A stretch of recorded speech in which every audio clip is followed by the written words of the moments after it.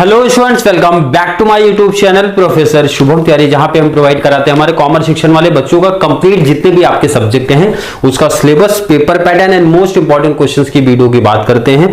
And कुछ ऐसे subject, कुछ ऐसे टॉपिक जिसकी लेक्चर्स मतलब सीरीज भी आपको प्रोवाइड कराई जाती है। जैसा कि टॉपिक है सर हैशटैग नंबर 2 पे पहुंचे हैं। एसवाई बीकॉम, एसवाई बैफ वाले बच्चे, सेम 4 का फाइनेंशियल अकाउंटिंग का ये टॉपिक है।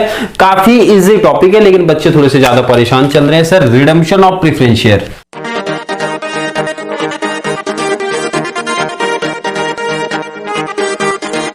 देखो बेसिक्स है, स्टार्टिंग से लेक्चर्स आप फॉलो करते हुए चलो, मतलब एक प्रैक्टिकल क्वेश्चन में एक कॉन्सेप्ट आप समझते चलो तो काफी इजी टॉपिक हमारे लिए वैसे भी ये बन जाता है। क्योंकि दो वे है, एक तो एंट्री को आप समझ के चलो, सेकेंड होता है बच्चे एंट्री को रटते हैं। तो मैंने दोनों कॉन्सेप्ट आपको इंट्रोडक्शन पार्ट में बता दिया। आप रटना है तो रट सकते हो, कॉन्सेप्ट समझना है तो समझ सकते हो, बट मेरा ओपिनियन रहता है कि आप समझ के चलो सर, एंट्री हमारी होती है फिक्स, हर एक चीज हर एक कॉन्सेप्ट में। क्लियर है? क्वेश्चन ध्यान रख, अभी स्टार्टिंग में काफी छोटे लेवल से हम लोग सब स्टार्ट करें। जैसे आज तो एकदम बेस है, इसके बाद फिर एक थोड़ा सा लेवल बढ़ेगा, इस तरीके से लेवल या फिर केस बढ़ता हुआ चलेगा। तो पहला एक छोटा सा एग्जांपल है, और ये अगर आप एग्जांपल लिखना चाहते हो मतलब क्या टॉपिक है सर इसमें या फिर क्या हेडिंग में डालूं, तो यहां पे आप लिख लो redemption fully out of P&L account, out of P&L account. Clear है? P&L से कंप्लीट पेमेंट आपको यहां पे करना है। चलिए क्वेश्चन रीड कर लेते हैं। पहले सर क्या लिखा गया है, ABC limited decided to redeem 1000 redeemable preference shares of ₹100 each at par. देखो जब आपको इंट्रोडक्शन पार्ट कराया गया था, इंट्रोडक्शन पार्ट में क्लियर बोला था जब आप रिडीम करते हो तो बेसिकली हमारे पास दो ही केस बनते हैं, या तो पार वैल्यू या फिर रिडम्पशन की या फिर प्रीमियम के केस आते हैं। पार वैल्यू या फिर प्रीमियम का केस आता है। तो पहली जो एंट्री हमारी होती है, फर्स्ट जो एंट्री होती है जिसमें हम सर ये अमाउंट जो पेमेंट करना है वो ट्रांसफर करते हैं प्रेफरेंस शेयर होल्डर अकाउंट में। कहां पर sir? Preference share holder account में। इसका मतलब 10% या फिर परसेंट करके कुछ मेंशन तो था नहीं सर, तो जब परसेंटेज नहीं मेंशन है तो आपको लिखना है यहां पे redeemable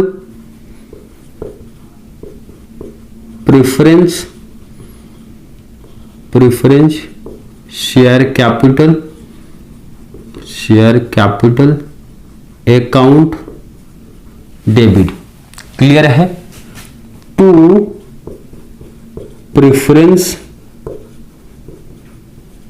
share holder account. Clear है सर? बिल्कुल इजी टॉपिक है। पहली एंट्री जो हमारी होती है वो सर फिक्स होती है। मैंने पहले ही बताया था आपका कि मतलब ये एंट्री का लॉजिक है कि जो हम रिडीम करने वाले हैं प्रेफरेंस शेयर कैपिटल, उसको ट्रांसफर कर रहे हैं सर कहां पर? प्रेफरेंस शेयर होल्डर अकाउंट में। अब कुछ बच्चों का डाउट, सर यही एंट्री हमेशा पहले लिख देनी है क्या? नहीं, बिल्कुल नहीं लिखनी है। ये एंट्री लिखनी है जब आपकी पार वैल्यू पे होगी। क्लियर? देखो लाइन में क्लियर बोला था पार वैल्यू पे है, इसलिए मैंने लिखा सर पार वैल्यू। क्लियर है? बिल्कुल सर। नरेशन लिख दो आप। बीइंग किसकी एंट्री पास की है सर? तो बीइंग रिडीमेबल, ध्यान रखना बहुत इजी नरेशन होता है। रिडीमेबल प्रेफरेंस शेयर कैपिटल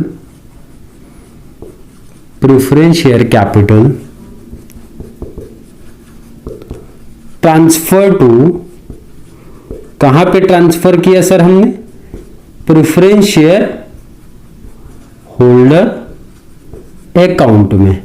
अगर आपको अमाउंट में मेंशन करना सर, अमाउंट कैसे मिला, कहां से मिलेगा, कितने शेयर्स थे सर? 1000 शेयर, और एक शेयर कितने का है सर? 100। तो नरेशन में आप दिखा सकते हो या फिर यहां लिख दो कितने शेयर सर? 1000 शेयर, और एक शेयर कितने का है?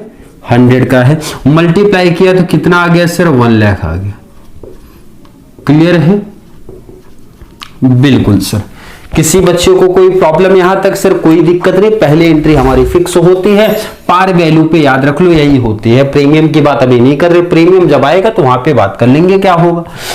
आगे थोड़ा सा लाइन रीड करते हैं। The necessary amount was utilized from profit and loss account, clear mention है। ये इंपॉर्टेंट चीजें होती है कि वहां पे पढ़ना पड़ता है कहां से पेमेंट की बातें हो रही है भाई, कहां से आपको यूटिलाइजेशन करना है। Sir profit and loss account से करना है, कोई प्रॉब्लम नहीं है, समझ गया। बाकी तो एंट्री कुछ बोला नहीं है।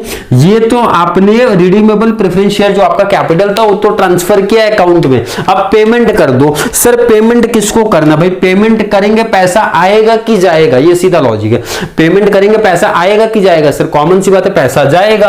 पैसा जाएगा तो हमेशा बैंक क्रेडिट होता है, कैश या फिर बैंक अकाउंट हमारा क्या होता है सर, क्रेडिट होता है। पैसा पेमेंट किसको कर रहे हैं सर, हमारे प्रेफरेंस शेयर होल्डर को कर रहे हैं, तो मतलब डेबिट द रिसीवर रूल लगेगा।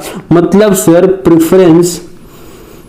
Preference share holder account debit.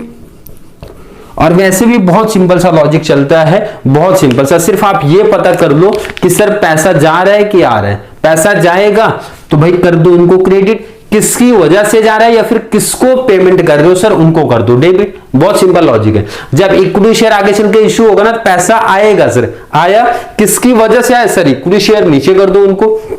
मतलब एंट्री को समझना भी काफी इजी कॉन्सेप्ट है। नरेशन किस चीज की एंट्री पास किया सर, ये तो पेमेंट हुआ, तो बीइंग पेमेंट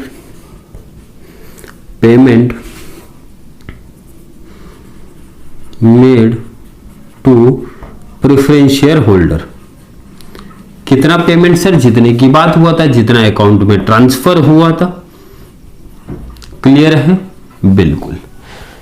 पेमेंट की एंट्री हो गई सर। लास्ट जो आप ट्रांसफर करते हो सीआरआर में उसकी बात कर लो सर। सीआरआर में ट्रांसफर कहां से होगा, तो देखो ना क्लियर अमाउंट अकाउंट मेंशन किया, प्रॉफिट एंड लॉस बोला गया है, तो आप लिखो वहां से profit and loss account debit, profits and loss account debit to CRR account. CRR में कैपिटल रिडम्पशन रिजर्व होता है। क्लियर है, बिल्कुल सर। चलो इसका नरेशन लिख दो। बीइंग अमाउंट ट्रांसफर टू, कहां पे ट्रांसफर किया गया सर, टू सीआरआर। कहां पे ट्रांसफर किया गया, सीआरआर। कितना अमाउंट सर, कंप्लीट, जितना अमाउंट आपको दिख रहा है। टैली इनका टोटल कर दो, टोटल आया सर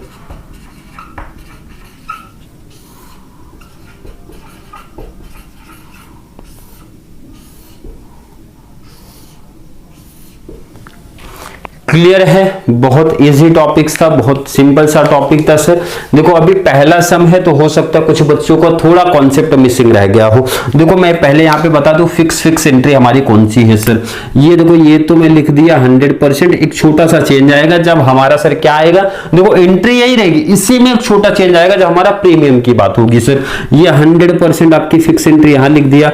रिजर्व वाली 100% एंट्री फिक्स नहीं है क्योंकि ये चेंज होते रहती है अकॉर्डिंग टू द क्वेश्चन। मतलब क्वेश्चन में जैसा गिवन, जैसा कंडीशन से दिया रहता है उसके अकॉर्डिंग वो चेंज होते रहती है। बट सर हमारी दो एंट्री तो पहले एग्जांपल से समझ में आ गए सर कि ये तो इंपॉर्टेंट है एंड इसका कॉन्सेप्ट क्लियर होना हमारे लिए बहुत ही इंपॉर्टेंट है। आई होप हर एक बच्चे को आज का प्रैक्टिकल क्वेश्चन समझ में आया होगा। नहीं समझ में आ रहा है तो थोड़े टाइम में ही, मतलब थोड़े टाइम के गैप के बाद दूसरी वीडियो लेके आ रहा हूं जिसमें एक न्यू कॉन्सेप्ट के बारे में सीखेंगे और एंट्री फिर से रिपीट करेंगे, मतलब स्टार्टिंग से फिर से कॉन्सेप्ट को सीखेंगे। तो चलिए मिलेंगे नेक्स्ट क्लास में जहां पे हम लोग बात करेंगे एक और प्रैक्टिकल क्वेश्चन के बारे में, मींस हैशटैग नंबर 3 के बारे में बात करेंगे। तब तक के लिए थैंक यू सो मच।